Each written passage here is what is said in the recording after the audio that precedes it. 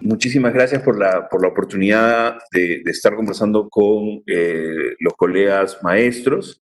Me tomo la libertad de decirles colegas a los maestros, aunque yo no soy profesional de la educación de formación, ¿no es cierto?, sino sobre la base de la experiencia he ido aprendiendo muchísimo de los maestros y en esta ruta de la integración del mundo digital en el mundo educativo, ¿no? He pasado los últimos 20 años. Gracias por la oportunidad de estar acá y de poder compartir con los docentes que nos escuchan.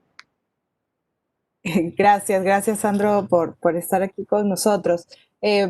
Hay algo bien importante que hemos venido conversando acerca bueno, estamos hablando de la ciudadanía, de cómo se plantea desde el currículo y hemos visto también en cómo esto es parte de nuestro cotidiano, ¿no?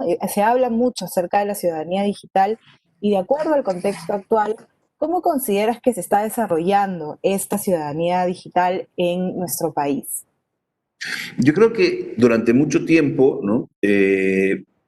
Estuvimos dándole vueltas a si la ciudadanía digital era una ciudadanía distinta, ¿no? Una nueva ciudadanía, si efectivamente el ciudadano digital es más o menos ciudadano que el ciudadano no digital, ¿no es cierto? Pero la cuarentena, la pandemia, ¿no? Y la cuarentena posteriormente ha puesto sobre la mesa que en realidad ya no hay dos ciudadanías, no hay una ciudadanía no digital y una ciudadanía sí digital. A partir de ahora, en general, y con la vulnerabilidad dinámica en la que vivimos, es decir, hoy estamos bien, mañana perfectamente podríamos estar en necesidad de que el Estado nos acoja, ¿no es cierto?, de que nos proteja, ¿no?, de que nos dé educación, de que nos dé salud. Ya pues es una sola ciudadanía, ¿no?, que por defecto tiene que ser digital. ¿Y eso qué implica? Implica fundamentalmente involucrarse y participar, ¿no? O sea, en líneas generales, la ciudadanía tiene que ver con cuánto me involucro y cuánto participo en la realidad, en mi realidad, ¿no? Como sociedad, como barrio, como centro poblado, ¿no? Y cómo eso va llevándonos hasta pensar en cómo me involucro en la sociedad a nivel nacional, ¿cierto? Cómo pienso el país, qué pienso del país, cuánto me entero de lo que sucede, cuánto opino de lo que sucede. Entonces, el ciudadano digital es claramente un ciudadano participativo, colaborador, ¿no es cierto? Una persona que produce y consume información, que se vuelve dueño y gestor de su propio conocimiento, que toma responsabilidad sobre lo que hace y no hace en lo digital, ¿no? Tenemos que tener en cuenta que existen otras fuerzas, otras dinámicas, ¿no?, de poder, ¿no? Y muchas veces estamos en las redes sociales y no nos damos cuenta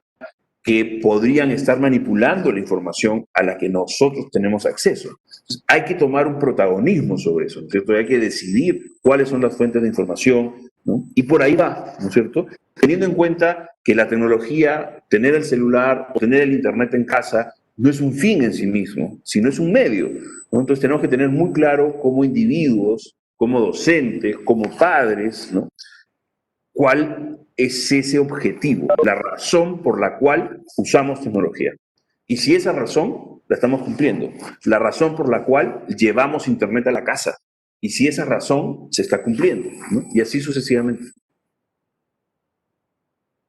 Interesante, qué interesante esto que has reflexionado, ¿no? El para qué tenemos el Internet en casa, cuál es el fin por el cual hemos traído esto a nuestros entornos más cercanos, ¿no? Y cómo lo estamos utilizando. Creo que genera también una interesante reflexión para hacer con las familias que los docentes acompañamos, ¿no? Es una interesante reflexión sobre cómo estamos utilizando estos medios finalmente para nuestro propio desarrollo, para nuestro propio bienestar, y si esto también está alineado con nuestro sentido de comunidad y nuestro sentido de ejercer una ciudadanía responsable, ¿no? Si esto nos está llevando a algún lado, no solamente como individuos, sino como grupo, ¿no?, como colectivo. Entonces creo que es bien potente lo que mencionas y son pequeños bullets de reflexión que deberíamos poder también gestionar en espacios con nuestros estudiantes, con las familias, sobre todo con las familias, porque esto para muchos es nuevo, el uso del recurso como un medio puede ser, ha sido una gran sorpresa, ¿no? Este año tener que entender cómo esto sirve para aprender, para para gestionar una escuela, para gestionar a una comunidad. Es un uso distinto al que habíamos conocido. Sí, si me permiten un segundo, porque Sí. tienes toda la razón en lo que planteas, y aquí es importante entender que debemos partir no solo de la tolerancia y la paciencia al otro, ¿no es cierto? Porque ser estudiante es más difícil en la pandemia que antes, igual que ser maestro y por supuesto que ser padre, ¿no? Hay que también tener clara la paciencia con uno mismo, ¿no es cierto? Nosotros como maestros, como maestras, no debemos tener la expectativa de que de la noche a la mañana vamos a convertirnos pues en súper tecnólogos, ¿no?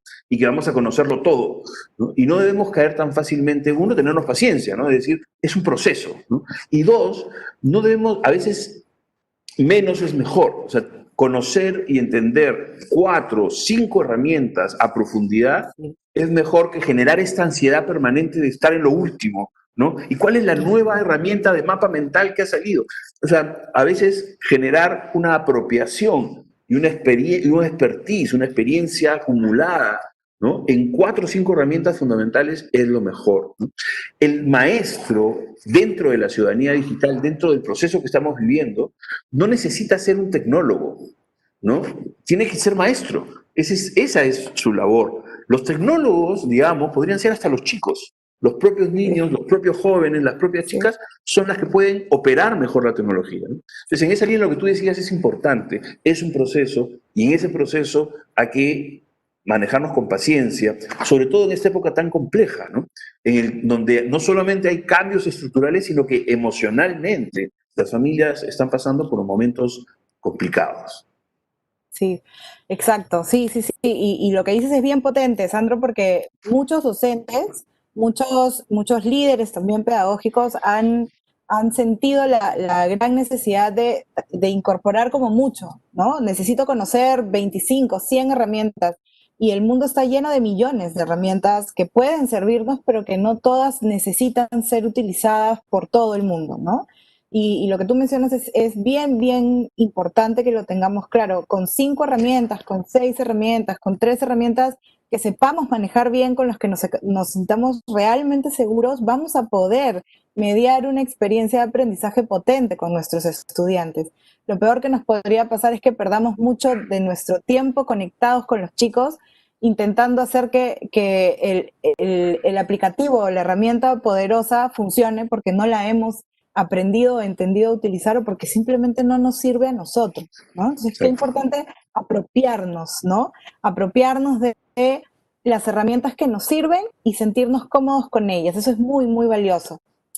Y tengo otra pregunta, Sandro, sobre un tema que nos parece también muy importante y que, por supuesto, nos preocupa, ¿no? En el estudio del DQ Institute, los resultados obtenidos en relación al Perú fueron bastante preocupantes. Aquí se ha revelado que el 64% de los niños y niñas peruanas podrían ser víctimas de ciberbullying o acoso sexual en línea y, bueno, muchos otros peligros que hay en la red. Y antes de que vayamos con la pregunta, me gustaría que podamos poner un video que creo que podría ayudarnos a ejemplificar un poco por qué estos temas parecen lejanos, pero en realidad no lo son. Entonces voy a pedir que me ayuden, por favor, con el video, con el primer video que tenemos, para que luego podamos conversar alrededor de eso.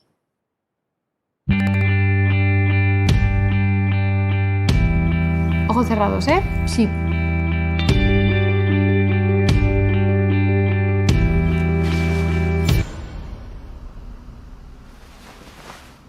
Madre mía.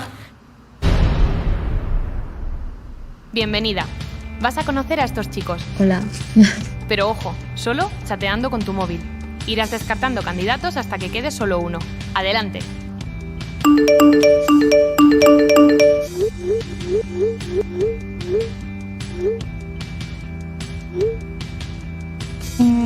A quien no le guste viajar, mejor que se quede en su casa. Adiós. Chao. Lo siento. Adiós. Que eso me lo dice mucha gente para ligar conmigo.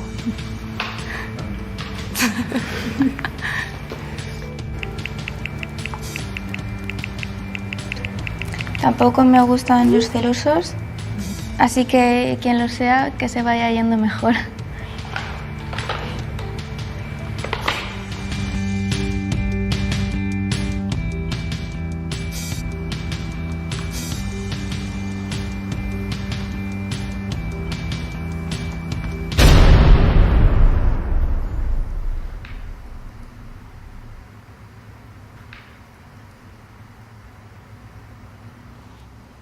Joder.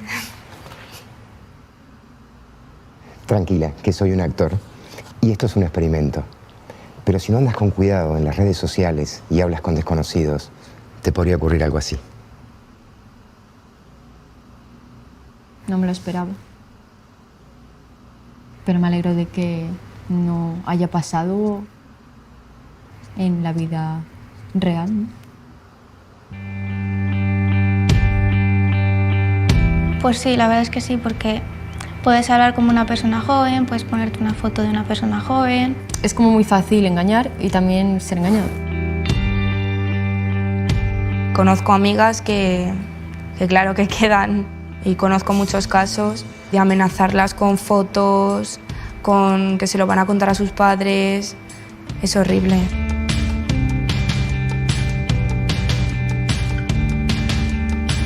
Ante una situación como esta, lo primero que hay que hacer es decírselo a tus padres. Yo se lo diría.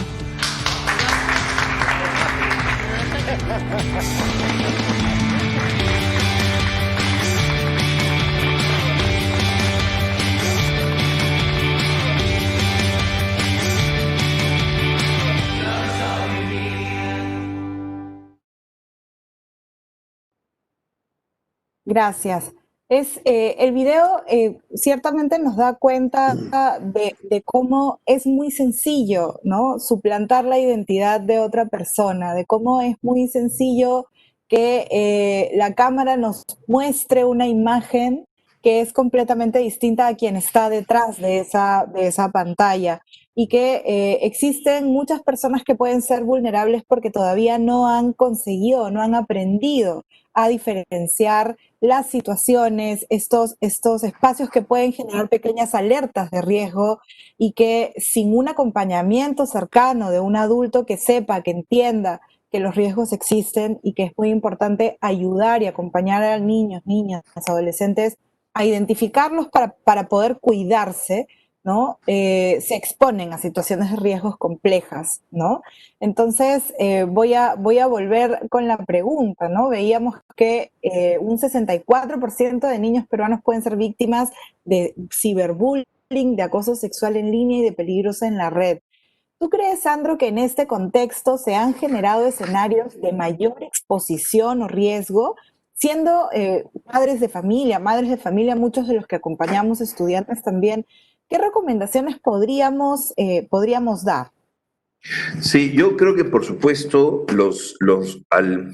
al ser los riesgos un porcentaje de la actividad, si aumenta la actividad, aumenta, ¿no es cierto?, la ocurrencia de estos riesgos de todas maneras, ¿no? Entonces, tiene que haber sido así.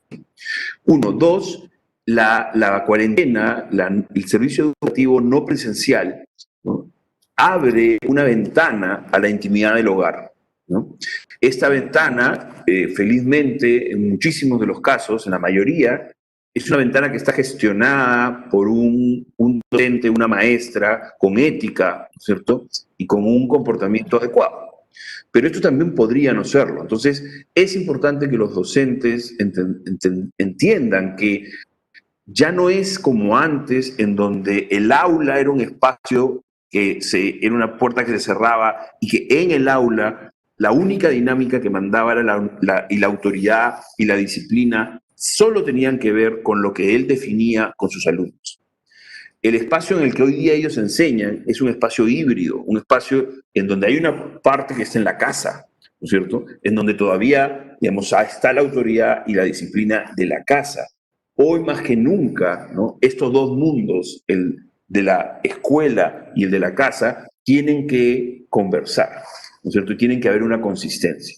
Los chicos tienen que entender, y a veces tenemos pudor los adultos de decirle a nuestros menores, ¿no?, cuáles son los riesgos, porque creemos que al decírselos, ¿no?, ahí pues los exponemos más.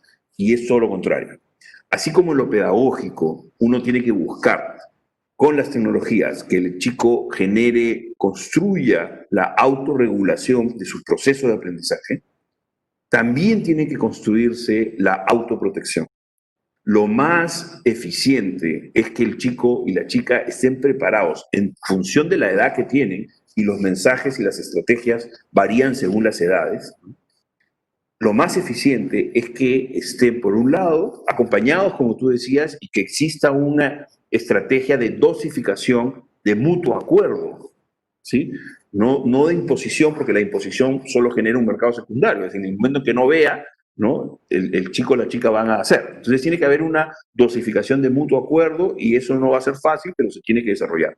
Pero lo segundo, que tiene que ver también con el acompañamiento, es la capacidad, la competencia de los chicos de autoprotegerse. Y para eso tienen que entender cuáles son los riesgos. Si nosotros estábamos como adultos dispuestos a decirle a una niña o a un niño, no vayas solo al baño en el cine o en el centro comercial o en el mercado, y estábamos dispuestos a decirles, no aceptes nada de un extraño, hay mensajes de ese tipo que tenemos que llevar al Internet. Una computadora o un teléfono conectado a Internet tiene los mismos riesgos que un baño en un mercado, ¿no es cierto? Es una ventana al mundo, ¿no? Y lo que hay o no hay en Internet es un reflejo de lo que hay o no hay en el mundo. Entonces, no tenemos por qué pensar que vamos a encontrar más o vamos a encontrar menos, ¿no es cierto? Va a ser exactamente un espejo. Desde ese concepto, decirle al chico, oye, no todo lo que parece es. Que la niña entienda que esa chica con la que comparte cosas en Facebook podría no existir, que podría no ser quien dice que es, ¿no es cierto? Esos mensajes a veces da pudor, como decía, ¿no? Porque suenan a que les va a generar ansiedad e inestabilidad. Pero no es cierto. En realidad, los chicos necesitan entender la diferencia entre lo público y lo privado.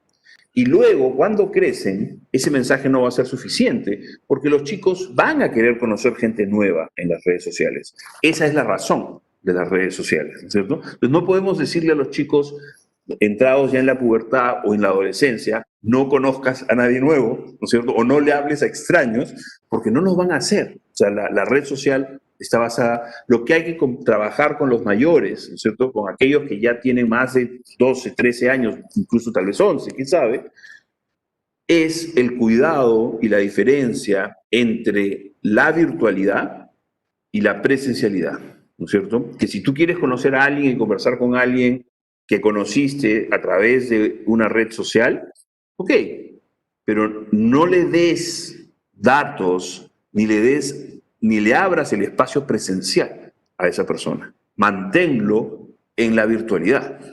Si no vas a hacer, digamos, si no vas a hacerme caso y vas a conocer gente nueva, perfecto, conócelo, pero maneja tu entorno.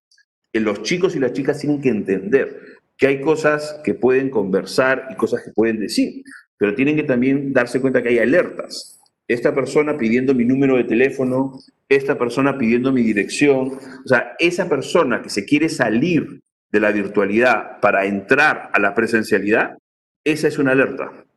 Y esa entrada no la pueden hacer, ¿no? Y mucho menos sin el acompañamiento de un adulto. Entonces, esos son algunos de los mensajes que son importantes entender en relación a los riesgos, ¿no? Tenemos que decirle a los chicos que hay los riesgos, tenemos que describírselos, ¿no? De la manera más adecuada. Tenemos que, por supuesto, dosificar el mensaje en función de las edades. Son distintos desafíos. Algunos desafíos van a tener que ver con la dosificación de uso, otros van a tener que ver con los riesgos, ¿no? de situaciones sociales más complejas, ¿no? Y por supuesto la relación entre pares. En la relación entre pares también es importante el adulto, ¿no es cierto?, que defina dos cosas. Uno, lo cualitativamente distinto, que es hablar mal de una persona con tu amigo, ¿no?, porque estás de mal humor ese día o porque esa persona te pisó y te dio rabia que te pisara, ¿no? Y llevar eso a lo digital tiene un poder que a veces no somos conscientes, sobre todo a cierta edad.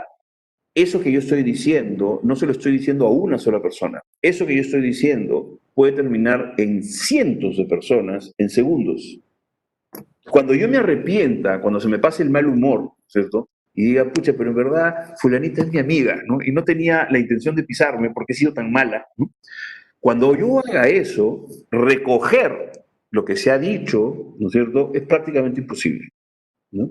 Entonces, esa diferencia de magnitud de lo que yo digo, ¿no?, de ampliación, de caja de resonancia que el Internet tiene, es importante que se trabaje con los chicos. Bueno, a algunos adultos también nos vendría bien incorporarlo, ¿no es cierto? Sí.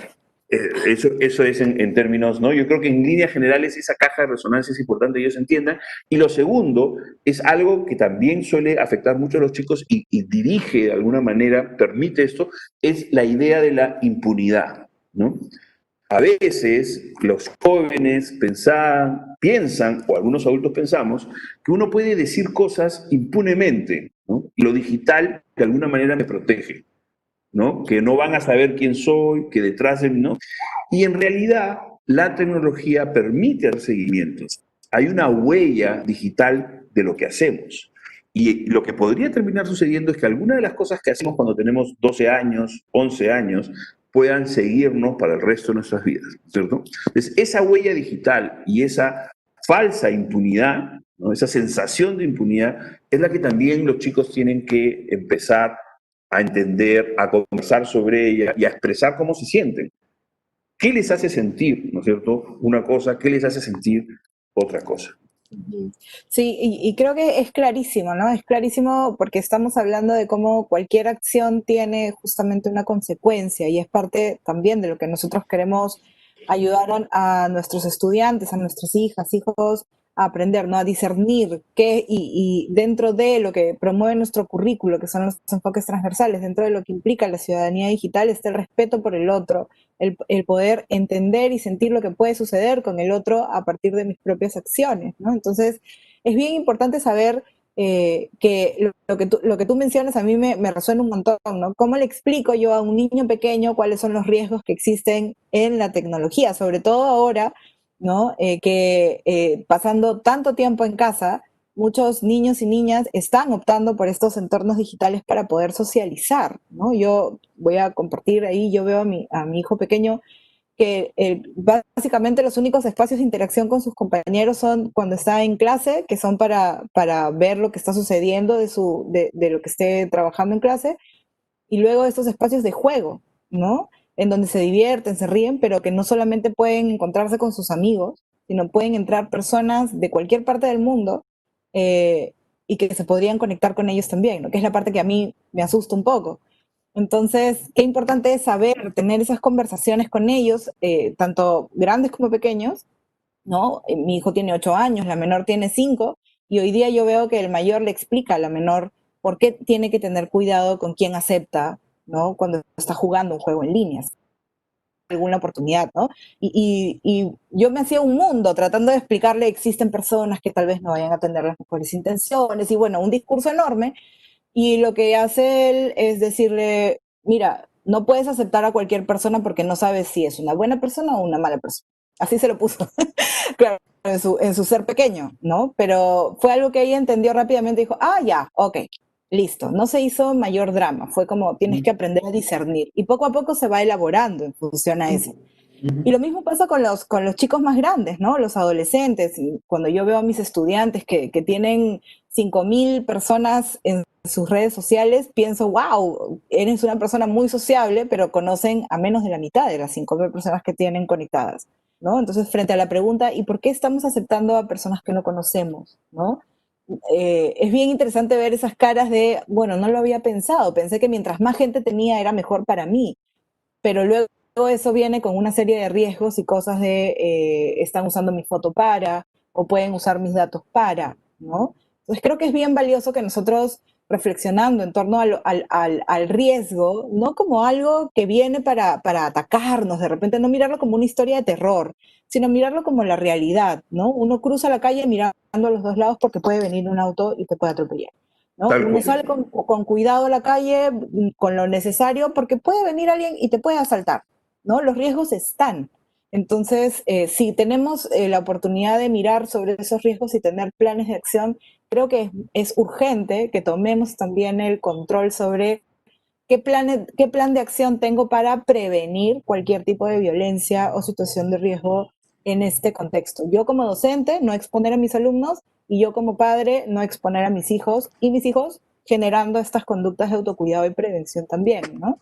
Creo que es ahí nuevamente, ¿no? Este trabajo articulado es muy, pero muy importante. Y pensando justamente en este trabajo articulado, venía esta pregunta, ¿no? De si el que estemos pasando tanto tiempo conectados ahora, para bien o para mal, está ayudándonos a desarrollar realmente esta ciudadanía digital. O sea, podemos decir que ahora somos mejores ciudadanos digitales que antes porque pasamos más tiempo conectados, o más bien esto está generando un impacto en nuestra salud física, emocional. O sea, ¿esto tiene alguna relación? ¿Podemos hacer check? ¿Hemos acortado brecha? ¿O necesitamos todavía gestionar algunas otras cosas para asegurar que la ciudadanía digital se está desarrollando como debe? La ciudadanía digital, así como la sociedad de la información y el conocimiento, que es en principio, digamos, hacia donde todos quisiéramos ir, ¿no es cierto? Nosotros aceptamos el uso de la tecnología, la modernidad, ¿no? Porque queremos no una sociedad tecnificada, ¿no es cierto? En donde solo toda la tecnología, ¿no? Exista pura tecnología, mucha tecnología, sin un propósito, ¿no? Sin un fin, ¿no? Lo que queremos es un propósito. Entonces, en principio, nosotros usamos tecnología, pensamos en lo digital, nos apropiamos de lo digital y lo convertimos en nuestra cultura porque creemos que podemos ser una familia, un individuo, una familia, un barrio, un país más equitativo, más justo, ¿no? Más colaborador, etc. Entonces, desde esa idea, desde esa lógica, en realidad, la ciudadanía digital no sucede sola, ¿no? Ni no se puede medir solo por el nivel de uso o la cantidad de uso o el nivel de acceso, ¿no? Aunque es importante que cada vez más gente tenga acceso a Internet, no podemos decir que por defecto la persona que tiene acceso a Internet es ciudadano o tiene un comportamiento ciudadano o está sacando el mejor y mayor provecho a la tecnología, ¿no? Es más, es todo lo contrario. Sabemos que cuando la tecnología llega por sí sola, ¿no? Lo que hace es abrir las brechas. La tecnología saca lo mejor de los que más conocen y saca lo peor de los que menos conocen. Y los que más conocen son los que más han tenido.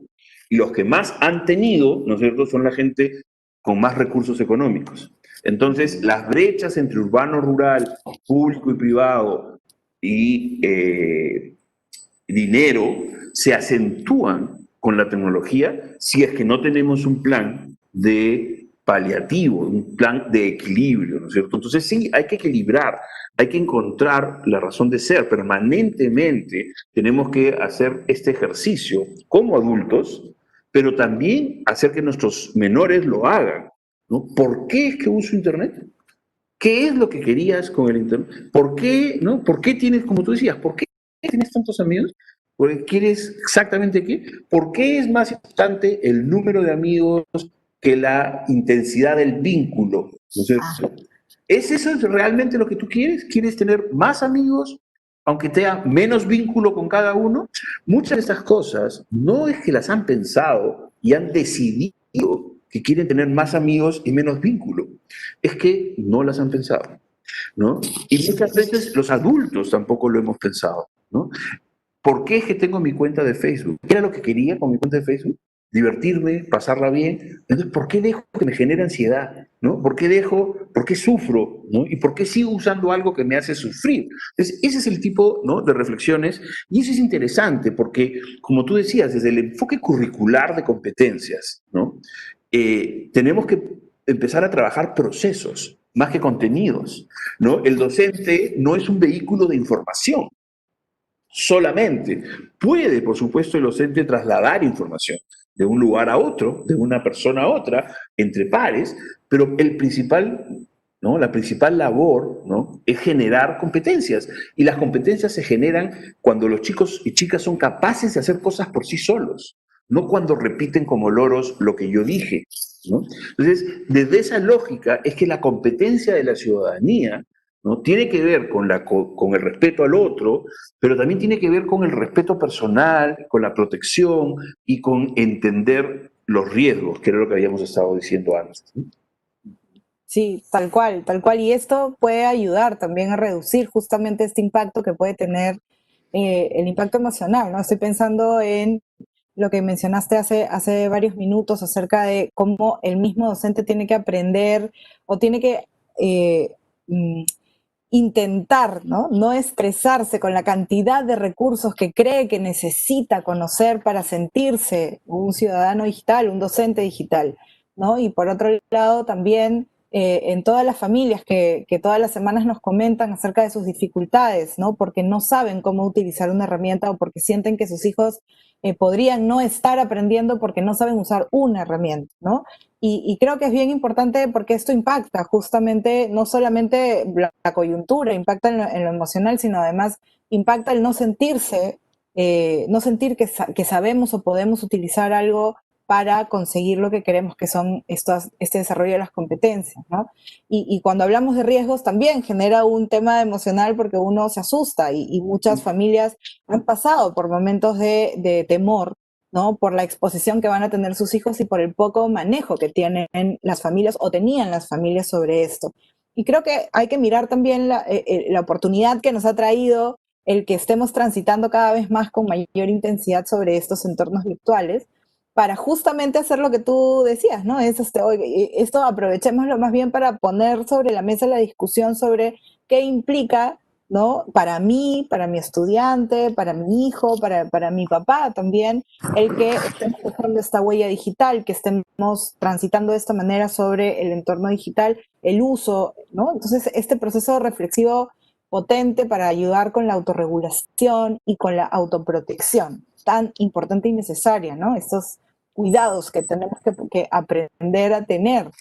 Y justamente centrándonos en esto, porque finalmente todo esto es bien potente, nos va a dejar seguramente muchas preguntas más por responder y esto a mí es lo que a mí me gusta mucho del aprendizaje, es que cuando voy llegando a conseguir un aprendizaje aparecen nuevas dudas que me llevan a perseguir nuevos aprendizajes. Entonces, Claro. hay un reto acá, ¿no? Un gran reto que es ¿qué trae la formación de ciudadanos digitales? ¿Cuál es el rol que tiene el docente para dejárselos así como claro? Frente a este tema, el docente ya reflexionó sobre el riesgo, ha reflexionado sobre cómo esto impacta en nuestra propia práctica, hemos hablado sobre lo que implica la ciudadanía desde el currículo nacional, hemos hablado de la formación de competencias. Yo como docente, hoy día, ¿no? ¿Cuál es mi rol? ¿Y cuál es mi reto? ¿O cuál es mi reto y cuál es mi rol? Bueno, van juntos, van de la mano, ¿no? ¿Qué podemos decirle? Totalmente. Yo creo que es importante porque la pregunta que estás planteando, porque permanentemente el docente, el maestro, recibe mensajes de lo que debe o no debe hacer, ¿no es cierto? Y es muy fácil, ¿no? El sentido común rápido le asigna roles de distintos tipos al maestro. El maestro debería hacer esto, el maestro debería hacer lo otro, ¿no? Y muchos de los maestros terminan sintiéndose, pues claro, si no son grandes usuarios de tecnología, son un mal maestro, una mala maestra, o son poco modernos, ¿no? Y eso no solo genera una presión, sino también genera un falso versus, ¿no? No es la tecnología versus la no tecnología, ¿cierto? No es la educación anterior contra la educación actual. No hay un versus, ¿no? Tiene que haber siempre una mirada complementaria, ¿no? Yo creo que desde ahí es donde debe pararse el maestro hacia los menores, ¿no es cierto? Esto no es una cosa o la otra, no es un maniqueísmo, no es blanco o negro, ¿cierto? Puede ser gradual y pueden haber grises y van a haber cosas que yo voy a seguir haciendo como siempre hice porque es la mejor manera que puedo. Y hay otras en donde voy a poder ir cambiando porque me es más sencillo, ¿no? Entonces, que tiene que ver con la ansiedad también que habíamos hablado antes de tenerlo todo, de hacerlo todo. El maestro no tiene por qué ser el mejor técnico o el mejor operador de la tecnología. Ese no es el rol del maestro. Eso, como habíamos dicho ya, lo pueden hacer los menores. Los menores hacen ensayo-error muy rápido, sin miedo al ridículo y al toque que ya entienden. No porque tienen un chip, ojo, no vienen con un chip. Los menores lo hacen porque lo hacen como jugando, ¿no es cierto? Aprenden a usar la tecnología porque así aprenden a esa edad, ¿no? Y la tecnología es perfecta para el ensayo-error, ¿no? Y por eso incluso es tan buena para chicos con necesidades, con desafíos especiales. En el espectro autista, por ejemplo, es tan bueno por eso, porque la tecnología tiene esos mecanismos, esa dinámica que le permite ensayo-error, interactuar al chico, al joven, ¿no? Y por eso aprende más rápido y pareciera que tiene un chip, ¿no es cierto?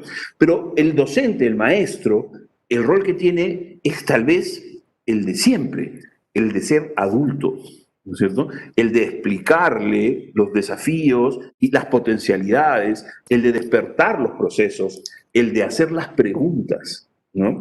El hacer que el chico genere sus propias preguntas, ¿no? Lo que, pues, me imagino que los pedagogos es a lo que se refiere cuando hablan del conflicto cognitivo, ¿no es cierto? Es justamente ese es lo que hay que buscar generar, no perder de vista que la tecnología en ese sentido es muy parecido al material concreto que usábamos antes, ¿no? Y así como puedo hacer una clase y generar una clase magistral con 5 piedritas, ¿no? También lo puedo hacer con un instrumento o un recurso digital.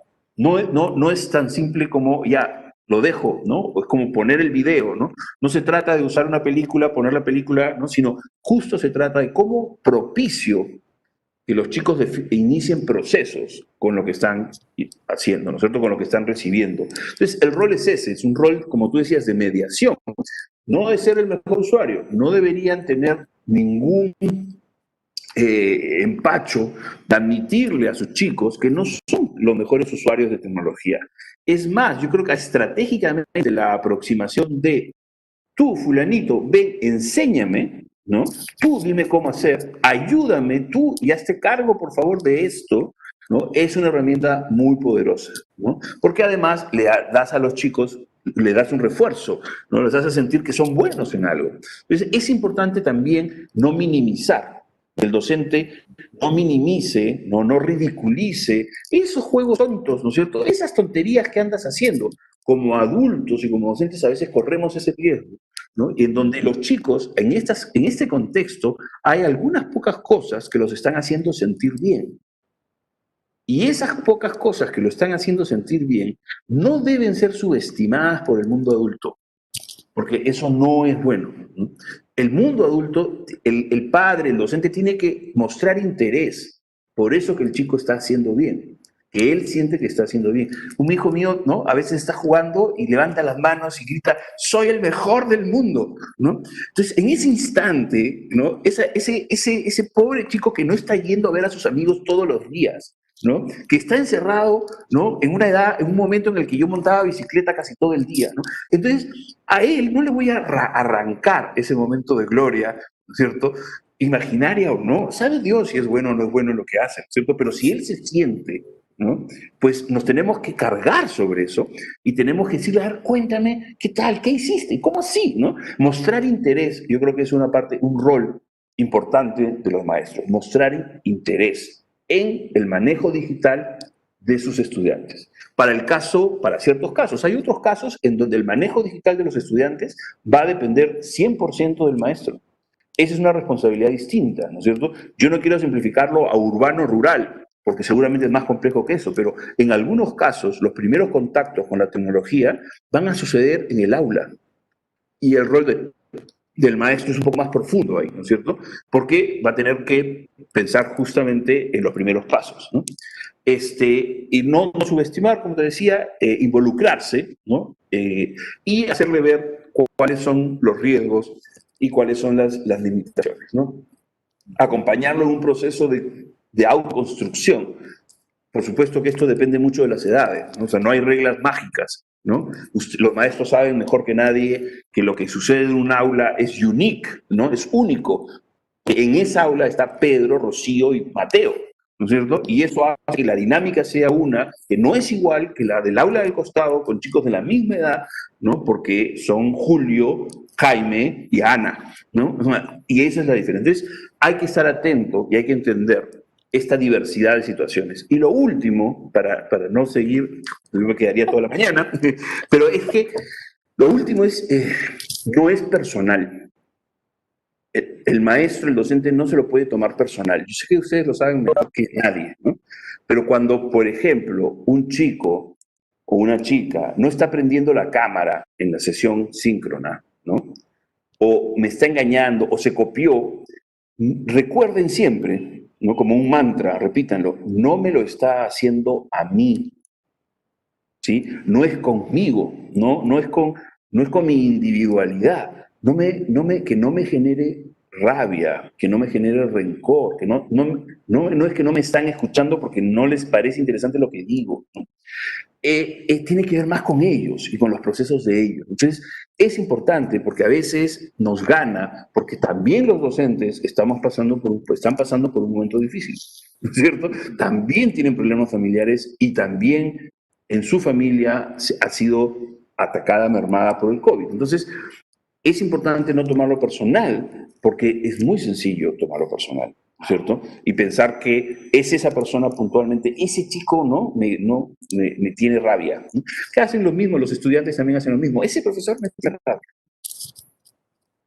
Sí, sí, y aquí queda clarísima la importancia justamente de que podamos aprender a gestionar nuestras emociones, ¿no? Que tanto el docente tutor, tenga estas herramientas para gestionar no solamente lo que pasa en el aula o en nuestras sesiones síncronas o asíncronas, sino también lo que nos pasa en nuestra propia vida, ¿no? Y que eso no se termine conflictuando con algunas cosas que pueden suceder o con algunas actitudes que pueden sucederse y que terminen interpretándose de manera, como tú decías, personal o individual como un ataque, cuando en realidad pueden no serlo, ¿no? Pueden ser miles de situaciones que hacen que alguien apague su cámara, ¿no? O que alguien no quiera participar en una clase y que no significa que no está siguiendo la clase, ¿no? Entonces, qué importante todo lo que hemos conversado hoy día me parece bien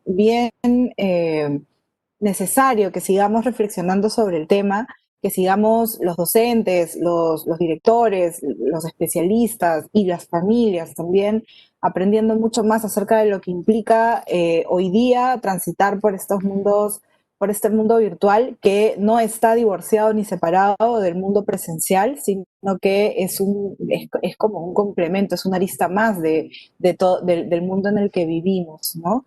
Gracias.